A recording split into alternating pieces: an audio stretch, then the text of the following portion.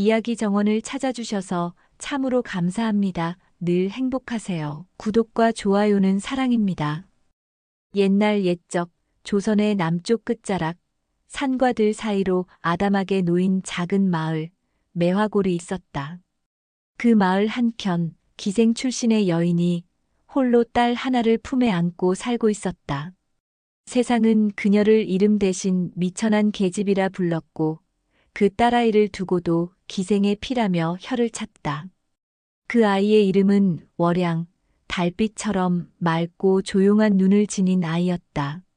월양이 3살 되던 해 어미는 기침을 하다 피를 토하며 쓰러졌고 동네 의원조차 눈길을 주지 않았다.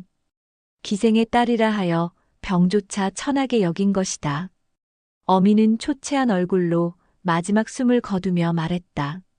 내가 아무리 천하다 해도 마음만은 귀하게 살아라. 누구도 너의 속은 보지 못하니라. 어린 월양은 어미의 차가운 손을 붙든 채 밤새도록 울었다. 그날 이후 월양은 홀로 남겨졌다. 마을의 대갓집에서 물지개를 나르며 하루하루를 버텼다. 손발은 갈라지고 옷자락은 헤어졌으나 그녀는 단 한 번도 남의 것을 탐하거나 불평하지 않았다. 장독대에 엎드려 흐느끼는 밤이 많았지만 새벽이 오면 물동이를 이고 허리를 곧게 폈다. 그 눈빛은 어미의 유언처럼 맑고 깊었다. 마을 사람들은 그녀를 천하디천한 계집이라 했고 아이들은 돌을 던지며 조롱했으나 월양은 그저 웃으며 피했다.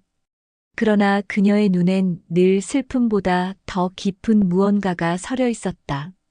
그건 말 못할 그리움과 세상 어디엔가 따뜻한 품이 있으리라는 간절한 희망이었다.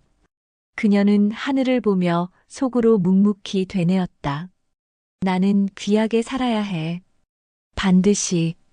그녀는 한 번도 글을 배운 적 없었지만 시장터에 고서 상인이 찢어진 종이를 내주면 밤새도록 따라 쓰며 글씨를 익혔다. 물지개질 끝에 남는 품삯으로 작은 붓 하나를 샀을 때 그녀는 하염없이 울었다. 그 붓은 그녀가 스스로를 귀하게 여긴 첫 물건이었다. 그날 이후로 그녀는 비로소 스스로의 이름을 또박또박 적기 시작했다. 월양이 15이 되던 해 그녀의 맑은 눈동자와 정갈한 말씨는 마을 바깥에서도 소문이 돌기 시작했다. 누군가는 말하기를 기생의 딸이라 해도 저 아이는 곧 신선이 내려온 듯하다 했고 또 누군가는 혀를 차며 저런 아이가 세상에 설 자리가 어디 있겠느냐 했다. 하지만 월양은 그 모든 시선 앞에서도 고개를 숙이지 않았다. 세상은 그녀를 천하게 보았지만 그녀는 스스로를 그렇게 여기지 않았다. 마음속 깊은 곳에 어머니가 남긴 말이 뿌리처럼 자리 잡고 있었기 때문이다. 누구도 너의 속은 보지 못하니라는 그 말은 그녀의 모든 날을 버티게 한 한 줄기 빛이었다. 그 빛은 작고 여렸지만 결코 꺼지지 않았다. 그렇게 아무도 눈여겨보지 않는 마을의 끝자락 버려진 우물 옆에서 한 여인이 조용히 피어나고 있었다. 그 누구도 아직 알지 못했다. 저 천한 뿌리에서 핀 달빛이 머지않아 조선의 가장 높은 자리까지 닿으리라는 것을. 매화골에 이례적인 일이 일어났다.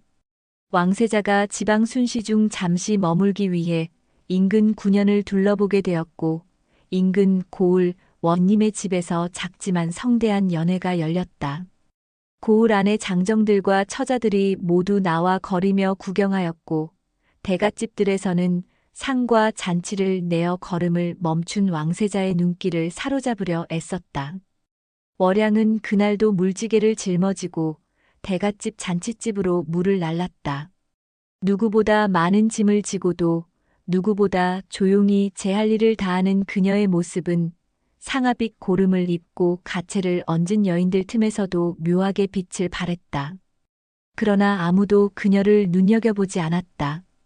그저 땀과 먼지로 얼룩진 계집 하나일 뿐이라 여겼다. 세자는 창밖을 우연히 바라보다 우물터로 물동이를 지고 향하는 월양을 보았다. 잠시 시선이 멈추었다.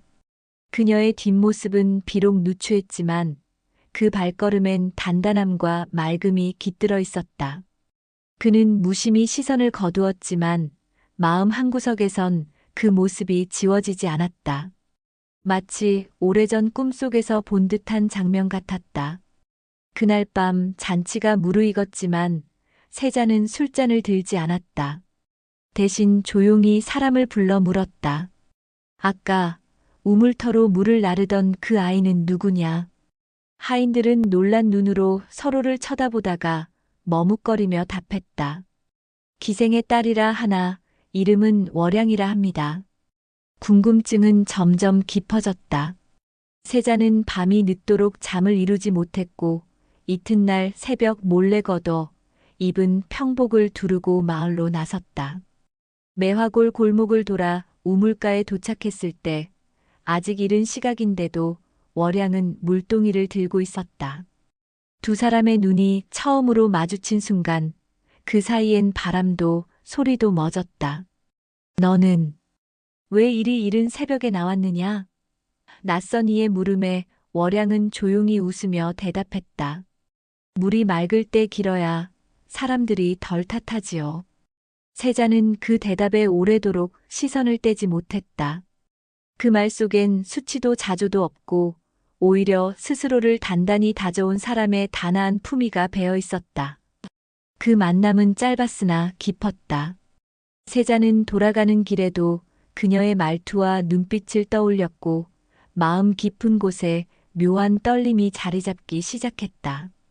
처음엔 연민인 줄 알았지만 그것이 점차 무엇으로 바뀌어가고 있는지 그는 아직 알지 못했다. 다만 다시 그녀를 만나고 싶다는 마음 하나만이 점점 또렷해졌다. 세자가 떠난 후 월양은 며칠 동안 마음이 심란했다. 우물가에서 마주한 낯선 사내의 눈빛이 자꾸만 떠올랐고 그의 말투는 어딘지 모르게 범상치 않았다. 그러나 그녀는 그저 스쳐간 인연이라 여기고 다시 일상의 자리로 돌아갔다. 새벽이면 물을 길어 나르고 낮에는 바느질과 청소로 하루를 보냈다. 하지만 그 며칠 뒤 마을로 관청의 하인이 찾아왔다. 고을 원님의 부름이라며 월양을 데리고 가겠다는 것이었다. 마을 사람들은 수군거렸고 어떤 이들은 그녀가 무슨 잘못을 저질렀느냐며 얼굴을 찌푸렸다. 월양은 아무 말 없이 뒤를 따랐고 고요한 발걸음 속에 긴장과 불안이 서려 있었다. 원님의 사랑채에 도착한 순간 그녀의 눈앞엔 놀랍게도 다시 마주한 세자의 모습이 있었다. 그는 이미 왕세자의 신분을 밝힌 뒤였다. 월양은 망연히 무릎을 꿇었고 자신의 처지를 떠올리며 얼굴을 들지 못했다. 그러나 세자는 부드러운 목소리로 말했다. 내 너를 다시 보고 싶었다. 내가 누구든 내 마음은 변치 않으리라. 그 말은 월양의 심장을 세차게 때렸다. 감히 넘볼 수 없는 존재가 자신의 이름을 부르고 자신을 보고 싶어 했다니. 그녀는 두려웠다. 감히 오를 수 없는 하늘을 바라보는 것이기에 그 마음이 곧 죄가 될까 두려웠다. 그러나 동시에 마음 한구석에서 오래도록 숨죽인 희망이 조심스레 고개를 들기 시작했다. 며칠 뒤 세자의 명으로 월양은 궁으로 들게 된다. 궁 안의 삶은 마을과는 전혀 다른 세상이었다. 낮에는 궁녀들에게서 예절과 글, 궁중규율을 배웠고 밤이면 혼자 마루 끝에 앉아 달을 올려다보았다. 새 옷을 입고 이름이 불릴 때마다 그녀는 자꾸만 마음속으로 중얼거렸다. 나는 귀하게 살아야 하니까. 하지만 궁 안에서의 삶은 호사로만 가득하지 않았다. 출신을 안 궁녀들 중 몇몇은 노골적인 시기와 조롱을 감추지 않았다. 어떤 이는 그녀의 방에 뜨거운 물을 쏟아부었고 어떤 이는 의복을 숨기며 혼란을 일으켰다. 월양은 울지 않았다. 대신 묵묵히 치우고 더 깊이 고개를 숙이며 자신을 다듬어 갔다. 세자는 그녀를 자주 불렀지만 월양은 늘 일정한 거리에서만 마음을 열었다. 감히 그를 사랑한다고 말할 수 없었고, 감히 자신의 바람을 드러낼 수도 없었다. 그녀의 마음속엔 여전히 어미의 말이 맴돌고 있었다. 속은 누구도 보지 못하니라. 그래서 그녀는 더욱 단단해져야 했다. 그래야 세자 곁에 설 수 있을 터였다. 세자가 월양을 아끼고 자주 찾는다는 소문은 궁궐 안에 빠르게 퍼졌다. 출신이 미천한 계집이 왕세자의 눈에 들었다는 이야기는 궁녀들 사이에 조롱거리로, 대신들 사이에선 불쾌한 걱정거리로 떠올랐다. 하루가 멀다 하고 뒷말이 무성했고 그 시선은 칼처럼 날카로웠다. 그러나 월양은 그 모든 것을 묵묵히 감내했다. 그러던 어느 날 중궁전의 정삼품 상궁인 윤상궁이 월양을 불렀다. 그녀는 오래도록 중전의 신임을 받는 여인이었고 궁안의 권세를 사실상 손에 쥐고 있는 인물이었다. 윤상궁은 겉으로는 다정했으나 말끝마다 뼈가 있었다. 천한 몸으로 이 궁에 발을 들인 것이 얼마나 큰 일인지 내가 아느냐. 세자 저하께서 오래 마음 두실 일도 아니니 지금이라도 물러나는 것이 사는 길이다. 월양은 고개를 숙이며 조용히 답했다. 저는 명을 따라 여기에 왔을 뿐입니다. 감히 바라지도 않았습니다. 다만 이 자리를 헛되이 하지 않으려 할 뿐입니다. 윤상궁은 그 대답에 미소를 지었지만 돌아서는 눈빛엔 냉혹함이 서려 있었다. 그날 이후 월양에 대한 모함과 시련은 더욱 노골적으로 몰아쳤다. 궁녀들 중 하나가 세자의 애첩이라 자처하며 월양에게 음식을 던지는 일이 있었고 월양이 관리하던 비단 장롱 속에서 금침이 사라지는 일도 벌어졌다. 결국 월양은 죄인처럼 끌려가 문초를 받았고 연인물로 머리를 적신 채 무릎을 꿇고 조사를 받아야 했다. 그녀는 억울했지만 끝내 항변하지 않았다.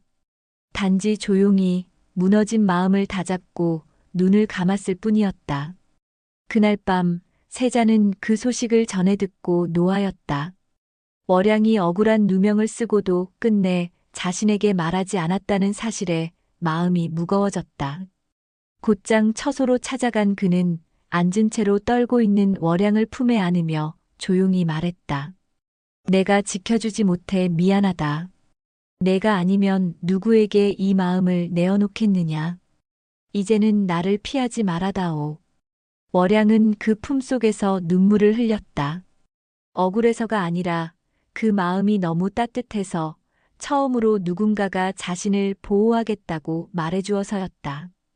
그러나 동시에 두려움도 엄습했다. 그 품이 클수록 그 안에 숨을수록 자신의 천한 피가 이 모든 것을 더럽힐까 두려웠다. 그래서 그녀는 말없이 고개를 끄덕일 수밖에 없었다. 세자는 이후 그녀를 더욱 공공연히 곁에 두기 시작했다. 연회의 자리에도 동석하게 하였고 병이 난 중전 대신 월양에게 백관의 부인들을 맡게 하였다. 대신들은 분노하였고 조정은 술렁였다. 감히 기생의 딸을 중전의 자리에 들릴 셈이냐는 비난이 쏟아졌지만 세자는 뜻을 굽히지 않았다. 그녀는 나의 사람이다라는 말 한마디가 궁을 뒤흔들었다. 하지만 월양은 그 말의 무게를 알고 있었다. 그것은 달콤한 약속이 아닌 더 거센 풍파가 몰아칠 예고와도 같았다. 달빛은 아름다웠지만 그 빛 아래에 선다는 것은 언제든 바람에 흔들릴 준비가 되어 있어야 한다는 뜻이었다. 그녀는 밤마다 마음속으로 되뇌었다. 나는 무너지지 않으리라. 감히 이 자리에 섰으니 끝까지 버텨야 한다. 세자의 굳은 뜻에도 불구하고 조정은 점점 더 격렬히 반발했다. 대소신료들은 입을 모아 아뢰었다. 천비의 자식을 중전으로 삼는다면 조선의 근본이 흔들립니다. 그 말들은 차가운 칼날이 되어 궁 안을 맴돌았고 월양은 자신이 세자에게 짐이 되는 것은 아닌지 자문하며 밤마다 잠 못 이루었다. 어느 날 국혼을 앞두고 정해졌던 세자의 혼처가 문중의 반발로 파기되었다. 양반가의 규수가 자신은 기생의 딸과 같은 자리에 설 수 없다며 기어코 사퇴를 요청한 것이다. 이를 기화로 조정은 세자에게 새 혼처를 강하게 압박했고 심지어 국왕마저도 신하들의 뜻을 무시할 수는 없다고 완곡히 뜻을 내비쳤다. 세자는 침묵 속에서 밤새도록 궁을 걸었다. 그리고 새벽녘 월양의 처소로 찾아왔다. 초췌한 얼굴에 붉어진 눈동자를 한 그가 조용히 무릎을 꿇었다. 내가 아니면 안 된다. 단 한 번뿐인 이 인생에서 마음을 속이고 살 순 없다. 비록 그 길이 가시밭이라 해도 내 손을 놓지 않겠다. 월양은 말없이 그를 바라보았다. 마음은 터질 듯 벅차올랐지만 그녀는 조용히 고개를 저었다. 저하, 제가 감히 그 자리를 탐하는 것이 아닙니다. 저로 인해 저하께서 세상의 비난을 받으시는 것이 더는 견딜 수 없습니다. 그러나 세자는 단호히 답했다. 내가 너를 믿지 못한다면 내가 누구를 믿겠느냐. 내 곁에서 함께 싸워다오. 그날 이후 세자는 국왕에게 정식으로 상소를 올렸다. 신분이 아니라 사람을 보고 짝을 택하고자 합니다. 부디 한 사람의 삶과 진심을 귀히 여겨주시옵소서. 나라 전체가 술렁였다. 백성들 사이에서도 말이 많았다. 천한 계집이 중전이 된단 말이냐는 수군거림과 함께 어떤 이는 진심을 보는 저하야말로 진정한 군왕이 될 그릇이라며 지지하였다. 이에 국왕은 깊은 고민 끝에 조건을 걸었다. 백성들의 뜻을 먼저 물어보자. 너의 결정이 진심이라면 그 진심을 백성이 알아볼 것이다. 이윽고 한양에 방이 붙고 도성 곳곳에 소지를 접수할 상자들이 놓였다. 궁궐도 시전도 장터도 술렁였고 이 일은 전국으로 퍼져나갔다. 월양은 그 모든 과정을 조용히 지켜보았다. 그녀는 아무 말도 하지 않았다. 다만 밤마다 궐 뒤에 연못가에 나가 어머니에게 말을 건넸다. 어미, 나 이제 도망치지 않을게요. 누군가 날 봐준다면 그것만으로도 저는 살아갈 이유가 됩니다. 제가 귀히 살아야 한다 하셨으니 이제 진정 그 길로 나아가겠습니다. 그녀의 말은 바람에 실려 달빛 속으로 흩어졌다. 그리고 그 달빛은 점점 가까워지고 있었다. 곧 백성들의 마음이 하나둘 궁으로 모여들 것이고 그들의 뜻이 진심을 알아보는 순간 월양은 비로소 자신의 자리를 얻게 될 운명 앞에 서게 되리라. 며칠 후 한양 전역에 걸린 방의 내용은 단순했으나 강렬했다. 세자 저하가 택한 여인이 신분은 낮을지언정 마음은 귀하니 백성의 뜻을 묻노라. 이 여인이 중전의 자리에 오를 수 있는가? 왕의 명인이 누구든 자유롭게 뜻을 적을 수 있었다.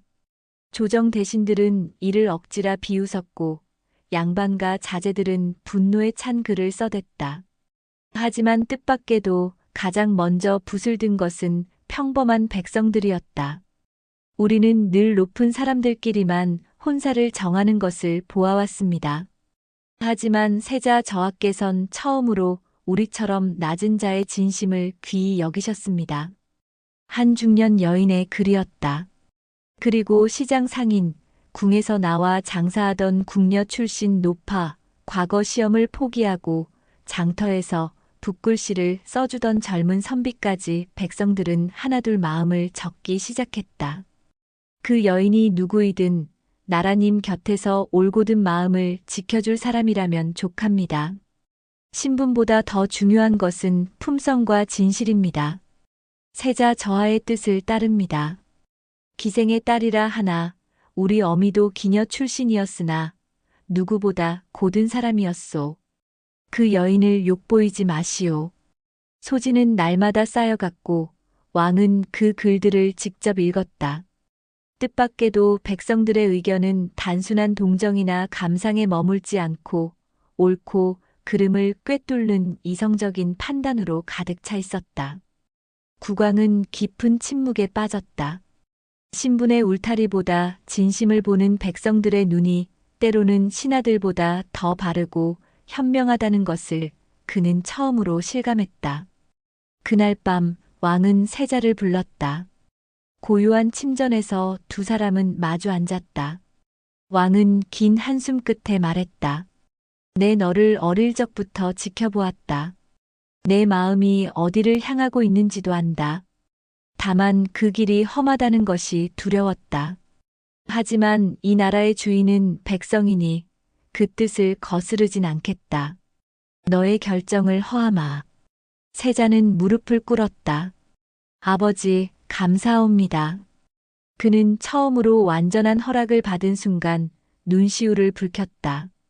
그동안의 고통, 불안, 결심이 한순간에 녹아내리는 듯했다. 왕은 조용히 덧붙였다. 다만 그 여인도 견뎌야 할 것이다. 높은 자리에 선다는 것은 늘 바람을 마주보는 일이니라. 세자는 월양의 처소로 곧장 달려갔다. 늦은 밤이었지만 그녀는 마루에 앉아 달을 바라보고 있었다. 저하 그 한마디에 세자는 손을 내밀며 말했다. 이제 그대가 고개 숙이지 않아도 되는 세상이 되었다. 그대의 진심이 많은 사람의 마음을 움직였소. 월양은 말없이 눈물을 흘렸다. 그리고 조용히 그의 손을 잡았다. 처음으로 두 사람은 서로를 향해 고개를 들고 마주 보았다. 그 순간 달빛은 더없이 밝게 궁 안을 비추고 있었다. 그 빛은 마치 민심이라는 이름의 하늘이 두 사람의 길을 허락한 듯했다. 새벽 궁궐엔 은은한 종소리가 울렸다. 이는 곧 새로운 중전의 책봉이 있음을 알리는 신호였다. 하루 전 국왕은 조정 앞에서 세자비 책봉을 공식 선포하였다. 비록 천한 출신이라 하나 그 마음이 어질고 뜻이 깊어 백성들이 인정한 이니 조선의 어머니로 삼는다. 장대한 정가간 대신들은 어색한 침묵 속에 고개를 숙였고 일부는 묵묵히 눈을 감았다. 바뀐 세상의 흐름을 받아들이는데 시간이 필요했던 것이다. 그날 월양은 붉은 봉황무늬 수놓인 중전의 예복을 입었다. 수십 번은 거울 앞에서 연습했을 절을 마치고 조용히 전각문을 열었다. 연회장이 아니라 백성들 앞에 먼저 나서고 싶다는 그녀의 뜻이 국왕에게 받아들여졌기 때문이었다. 궁궐 앞마당엔 수백 명의 백성이 모여 있었고 그녀가 발을 디디자 탄성이 흘러나왔다. 그 자리에 우물터 할머니도 고서 상인도 어린 시절 돌을 던지던 이웃 소년도 있었다. 월양은 고개를 숙였다. 이 몸은 미천한 뿌리에서 자랐습니다. 하지만 오늘 이 자리에 선 것은 저를 낮게 보지 않으신 여러분의 눈 덕분입니다. 중전으로서 앞으로는 백성의 눈을 외면하지 않겠습니다.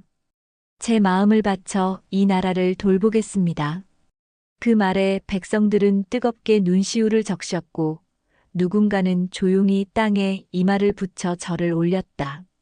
세자는 아니 이제는 왕이 된 그는 멀리서 그 광경을 지켜보고 있었다.